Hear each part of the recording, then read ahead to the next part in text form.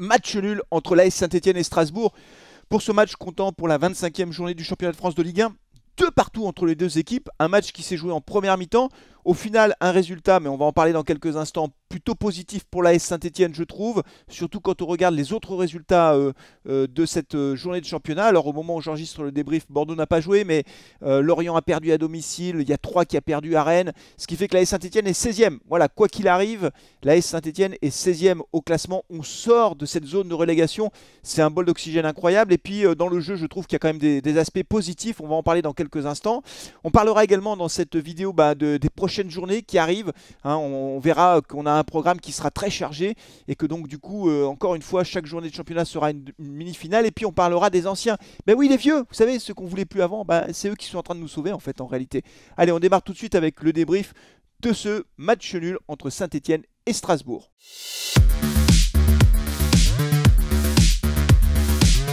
C'est un match qui s'est joué en première mi-temps. Tout s'est joué en première mi-temps. Il y a 4 buts en première mi-temps. Et puis la deuxième mi-temps, plus de buts du tout.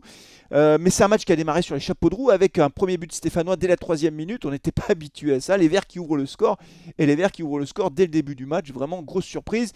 Mauvaise passe défensive strasbourgeoise qui met le gardien Sels sans difficulté. Il touche le ballon de la main. Et l'arbitre, M. Gauthier, siffle un coup franc indirect puisqu'on n'a pas le droit de faire des passes en rentrée. Vous le savez, coup franc indirect, point de pénalty, passe Riyad Boudbouz qui frappe, ça rentre, ça fait 1-0. Un début de match idéal pour les Stéphanois. Hélas, les Stéphanois ne vont pas tenir ce score. Malheureusement, là c'est un peu l'inverse de ce que nous avons l'habitude de vivre. C'est-à-dire que d'habitude ce sont les Stéphanois qui ouvrent le score. Enfin c'est les autres qui ouvrent le score, les Stéphanois qui courent après le score. Mais là c'est à la 21e minute, c'est Diallo qui va égaliser. Sur un coup de pied arrêté, coup franc qui est tiré par Pricic, j'arrive pas à prononcer son nom, mais en tout cas il est bien tiré ce coup franc. Bernardoni, honnêtement, il n'a pas été impérial sur sa sortie, il se loupe, il sort, mais il ne touche pas le ballon. Résultat des courses, il est bousculé, il tombe au sol, et c'est Diallo de la tête qui envoie le ballon dans le but vite, du coup, puisqu'il n'y a pas de défenseur stéphanois qui a eu la bonne idée de prendre la place de Bernardoni sur la ligne. À partir du moment où le gardien sort, il faut qu'il y ait un défenseur qui vienne sur la ligne pour se mettre en dernier recours si jamais le ballon arrive. Et là, il n'y avait personne, donc ça fait un partout malheureusement.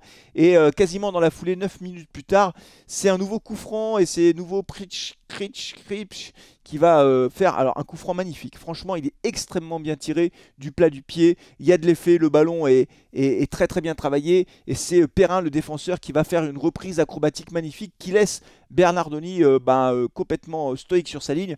Honnêtement, je pense que Bernardoni ne pouvait rien faire sur ce but-là. Sur le premier but, je pense qu'il est responsable. Sur le deuxième, il ne peut rien faire parce qu'il ne peut pas sortir pour empêcher le défenseur de faire cette reprise. Le ballon est trop loin de sa ligne de but, donc il ne pouvait pas sortir. Et elle est extrêmement bien placée, cette reprise. Et donc, il est battu. Voilà, mais par contre, c'est Mangala qui, à mon avis, n'est pas bon au marquage parce qu'on ne devrait pas avoir une situation aussi dangereuse avec un joueur qui, sur un coup de pied arrêté, peut faire un geste technique comme ça aussi facilement. Donc, je pense qu'il y a vraiment eu des erreurs défensives sur ces coups de pied arrêtés. C'est un sujet, il faut qu'on fasse attention, qu'on soit plus vigilant sur les coups de pied arrêtés. Au final, à la 30e minute de jeu, on est passé d'une équipe qui menait au score, Saint-Etienne, à une équipe qui est menée au score. Et là, on se dit, ça y est, c'est reparti pour un tour. On court de nouveau au score. Et moi, pendant le live, j'ai dit que j'espérais que les Verts allaient pouvoir égaliser à l'avant, à la mi-temps. Et c'est ce qui s'est passé. Alors un but, franchement, je pense que c'est un très très beau but. C'est pas le but le plus beau de cette saison-là, puisque le but de Cazerie était vraiment magnifique, la reprise de Troco exceptionnelle. C'est pas le plus beau d'un point de vue technique. Mais dans l'animation offensive, dans la façon dont ce but s'est construit, c'est remarquable. Sur le côté droit, c'est Tube qui fait une superbe pichenette pour Denis Bouanga. Denis Bouanga qui était titulaire face à Strasbourg. Et Denis Bouanga qui prend son défenseur de vitesse, il pousse ce ballon de la tête comme ça. Et donc il prend de la vitesse, il passe son défenseur et il se retrouve sur le côté, à l'angle de la surface de réparation. Il lève la tête, il voit Wabi Kazri qui arrive à fond au deuxième poteau et du plat du pied. Beau centre à ras du sol, bien frappé, le bon dosage, vraiment le centre parfait de Denis Bouanga. Wabi Kazri au deuxième poteau n'a plus qu'à pousser du gauche et du plat du pied. Ce ballon au fond des filets, ça fait de partout. C'est le 9e but de Wabi Kazri. Vraiment, belle saison de Wabi Kazri. Il va certainement finir au-delà des 13 buts. Vous savez, c'était son record. Je pense qu'il va finir au-delà des 13 buts, surtout s'il tire les pénaltys. Et en tout cas, ce but est magnifique. Et évidemment, ça relance les Stéphanois qui reviennent au vestiaire à la mi-temps sur ce score de 2 buts partout. Et là, on se dit forcément que tout est possible avec autant de buts marqués en première mi-temps. Voilà, on imaginait qu'il allait se passer plein de choses en deuxième mi-temps et qu'on allait encore avoir des buts. Ben, rien du tout. Zéro, pas de but, rien. Voilà. Bon, alors, c'est pas qu'il s'est rien passé parce qu'il y a eu des occasions. Les Strasbourgeois ont réclamé un penalty pour une faute sur Gamero. Je pense pas qu'il y avait faute. L'assistance vidéo a été sollicitée et l'arbitre a considéré qu'il n'y avait pas faute. Je pense que c'est heureusement que Gamero touche le ballon, essaye de marquer avant qu'il y ait le choc, parce que sinon il y aurait eu penalty. On s'en sort bien sur ce coup-là. Franchement, c'était limite, objectivement. Et puis il y a eu une belle frappe de Youssouf, un beau contre mené très très rapidement, et encore une fois avec un bon ballon. Je crois que c'est Tube encore une fois qui avait fait l'ouverture, et derrière malheureusement la frappe de Youssouf est détournée par Sels en corner. Voilà, il n'y a pas eu beaucoup d'autres occasions. C'est-à-dire que Bernardoni n'a pas été très sollicité en fait quand on réfléchit bien. C'est paradoxal de dire ça parce qu'il y a quand même eu 4 buts en tout. Et Bernardoni et Sels n'ont pas été vraiment beaucoup mis à contribution en fait. Donc au final, ce score match nul, 2 buts partout, je trouve qu'il est équitable pour les deux équipes. Je trouve que c'est un bon score, voilà, qui reflète bien la physionomie du match. Et que si l'une des deux l'avait emporté, ça aurait été un peu sévère pour l'autre. Donc voilà, je pense que c'est un bon match nul. Pour Saint-Etienne, c'est un bon match nul, mais ça je vous propose d'en parler tout de suite dans la deuxième partie de Carton Rouge.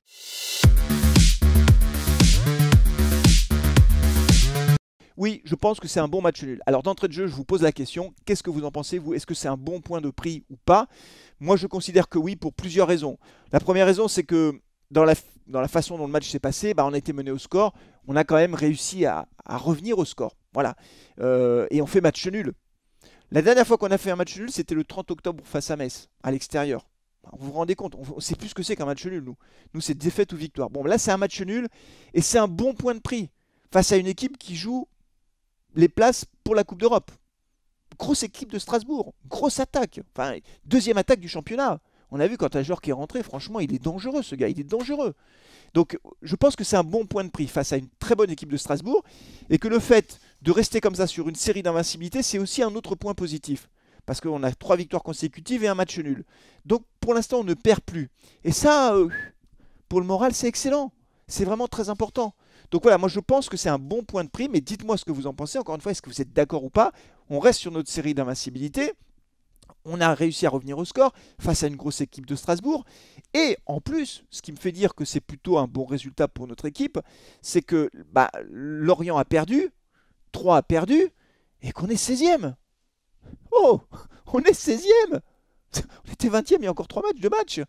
On est 16e. Alors encore une fois, il ne faut pas s'enflammer, et je ne vais pas m'enflammer. Il n'y a que Thomas pour s'enflammer. Thomas, il nous voit en Coupe d'Europe. Non, bien sûr, personne ne nous voit en Coupe d'Europe.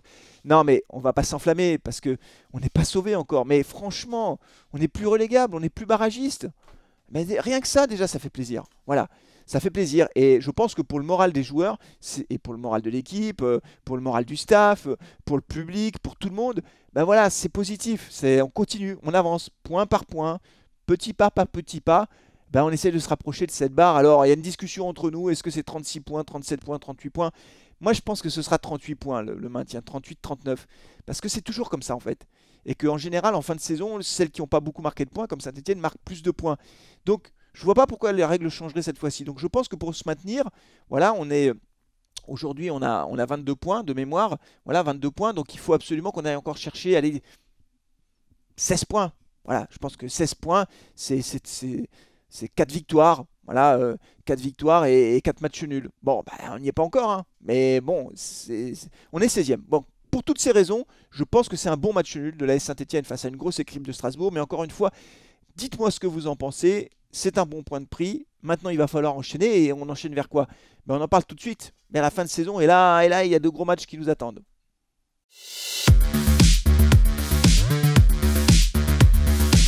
Alors, qu'est-ce qui nous attend maintenant? Ce qui nous attend samedi soir, c'est le déplacement à Paris. Alors, Paris qui s'est pris une tôle face à Nantes. Attention, objectivement, quand on regarde le match, j'ai pas vu tout le match, hein, mais j'ai vu le résumé. On voit que les Parisiens se sont créés beaucoup d'occasions. Voilà, donc Nantes a bien joué le coup. Mais Paris sortait d'un gros match face au Real. Donc, il y a toujours un peu de la décompression, vous savez, psychologique. Donc, moi, je ne tire pas de conclusion hâtive de cette défaite de Paris à Nantes. Plus intéressante, c'était le match aller où Saint-Etienne ne méritait pas de perdre, honnêtement, je pense. On aurait mérité le match nul. Bon, voilà, on va jouer au Parc des Princes. Messi, Neymar, Mbappé, bon. Honnêtement, je pense que c'est pas sur ce match-là qu'on va marquer beaucoup de points. Voilà, si on marque un point, si on fait un match nul, c'est un exploit. Donc faut pas trop parler de ce match, c'est pas celui-là le plus important à mes yeux. Le plus important ce sera celui d'après, puisque après on va recevoir Metz. Et là par contre, ça c'est un match à 6 points. Voilà. Là on va rentrer dans le dur. Le match face à Metz, ça va être un match très difficile. Et Metz a fait un bon match nul à Lille, donc c'est pas du tout gagné d'avance. Et après, justement, on va se déplacer à Lille. Voilà, donc on reçoit Metz, on se déplace à Lille. Et après, autre match à 6 points avec 3. On reçoit 3 à la maison. Donc vous voyez, les vrais matchs importants, ça va être 3 et Metz. Si on gagne ces matchs-là, c'est des matchs à 6 points. Franchement, bon, on pourrait se dire qu'on se rapproche du maintien. Voilà, même si on perd à Paris, même si on perd à Lille, si on gagne ces 2 matchs, voilà, on aura fait un grand pas vers le maintien. Et après, le match face à 3, on recevra encore, on reçoit 2 fois, on recevra Marseille. Donc là, Geoffroy Guichard, ce sera un gros match, beaucoup de public, le stade qui j'espère sera plein. Voilà, donc en fait, moi je pense que tout va se jouer là au cours de ces 5 prochains matchs, et notamment sur les 2 matchs face à Metz et 3. Bien sûr, les autres matchs comptent, mais franchement, si on perd face à Paris, c'est pas dramatique et ce serait dans la logique des choses. Donc c'est pas sur ce match-là qu'il faudra faire une fixation. Par contre, oui, le match face à Metz, c'est très très dangereux. Enfin, dangereux. Ouais, si on perd face à Metz, là c'est chaud. Par contre, si on gagne, c'est sûr que c'est plus du tout la même limonade. Et c'est pareil face à 3. Donc 2 concurrents directs dans la lutte pour le maintien. Il faut faire comme face à Clermont. Il faut gagner parce que si on gagne, évidemment, on se donne de l'oxygène. Et là, pour le coup, on pourra commencer à avoir une fin de saison avec beaucoup plus d'espoir et de sérénité que jusqu'à présent. Donc voilà, je pense qu'on va vivre une belle fin de saison, intense, avec beaucoup de suspense. On ne perd plus, on tient le choc, on arrive à revenir au score. Donc je reste optimiste. Voilà, j'avais fait une vidéo il y a 3 jours, le maintien de la SS en Ligue 1, les raisons d'y croire. Et ben je reste dans cette logique, les raisons d'y croire, il faut rester optimiste avec une équipe qui a montré de bonnes choses. Et voilà, c'est un point aussi qui est très important, c'est que si elle a montré de bonnes choses, bah, c'est parce qu'on a tout simplement des anciens. Les vieux, ils sont là les vieux. On en parle tout de suite dans la dernière partie de Carton Rouge.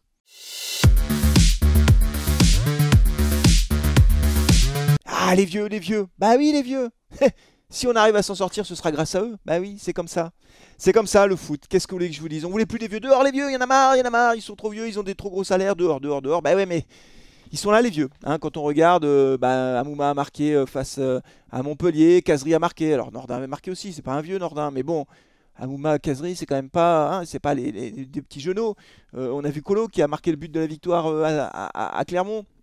Et puis là encore, c'est Riyad Boudbouz et Wabi Kazri. Donc très clairement, si on arrive à s'en sortir, c'est les vieux, les anciens, ceux qui ont d'expérience, qui savent gérer la pression, qui savent être décisifs quand il le faut. Et c'est sur ce groupe-là que s'appuie intelligemment Pascal Duprat. Bien sûr qu'il faut des jeunes, mais tu ne peux pas jouer le maintien en Ligue 1 avec une équipe Gambardella. On le savait, on l'avait dit, le palier est trop haut, le cap à franchir est trop élevé. Que tu les fasses rentrer, qu'ils apprennent, etc. au sein d'un groupe, bien sûr qu'il faut leur donner leur chance. Et puis quelquefois, tu en as qui s'imposent d'entrée de jeu. Mais ne miser que sur les jeunes, c'était perdu d'avance. C'était un mauvais projet en fait. Voilà, vous l'avez compris. Donc là, moi je dis merci les anciens.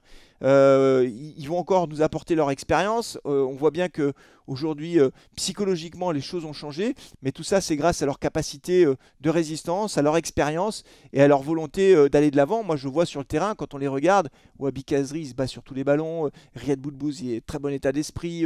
Romain Amouma, il est impeccable. Voilà, on sent que les anciens sont là et que c'est eux qui canalisent les jeunes. En fait, pour terminer sur cette note-là, sur ce point-là, une bonne équipe, c'est une équipe équilibrée. Il y a des joueurs expérimentés, il y a les cadres, et puis il y a les jeunes qui montent et qui représentent l'avenir du club. Il faut les deux.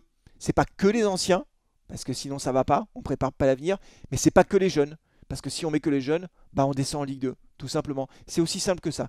Donc un bon équilibre, et je pense que Pascal Duprat est en train de trouver ce bon équilibre, puisque sur le terrain, il y a quand même aussi des jeunes joueurs. Il a fait rentrer Adil Aouchiche, il a fait rentrer Lucas Gourna, il y a Nadé qui est là, qui s'est imposé comme titulaire indiscutable. Voilà, je pense qu'on a une équipe qui est beaucoup plus équilibrée aujourd'hui, mais encore une fois, merci aux anciens qui nous sortent pour l'instant de cette difficulté, puisque on va démarrer la semaine en étant 16e au classement les amis. Alors c'est pas le Pérou, c'est pas l'apothéose, mais ça fait longtemps que ça ne nous était pas arrivé. Et rien que pour ça, ça veut dire qu'on va démarrer la semaine avec un grand sourire. Merci d'avoir suivi cette vidéo, vous pouvez la liker, la partager, vous abonner à Carton Rouge TV. Merci beaucoup d'avoir été aussi nombreux en direct. On se retrouvera pour l'avant-match face à Paris. Il y aura peut-être une vidéo qui sera mise en ligne aussi cette semaine avec Carton Rouge les invités. Ce sera une petite surprise, vous verrez, elle sera certainement en ligne cette semaine. D'ici là, prenez soin de vous, de vos proches et Allez les Verts, ciao!